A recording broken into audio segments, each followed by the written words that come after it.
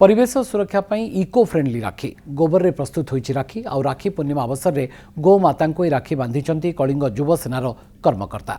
गोमाता को फूलचंदन दे प्रथमे पूजार्चना करा जायतला, परे राखी बंधा जायतला आ गोमाता पई स्वतंत्र भावे प्रस्तुत होईतला मंडा पिठा एवं खेचुड़ी।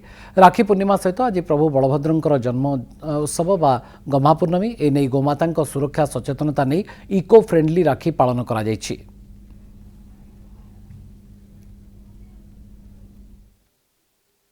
तो सेमानकर केही नाहांती तो आमे माने तांकर भाई होई तांकर भौणी हिसाब रे तांको आमे आज राखी बांधिबू।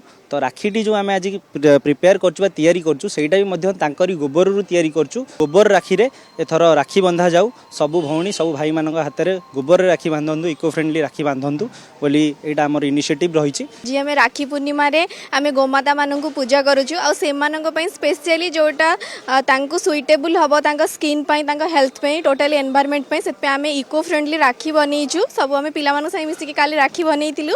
आज से मानन को राखी पिंधेइछो, से मानकर पूजा करिछु।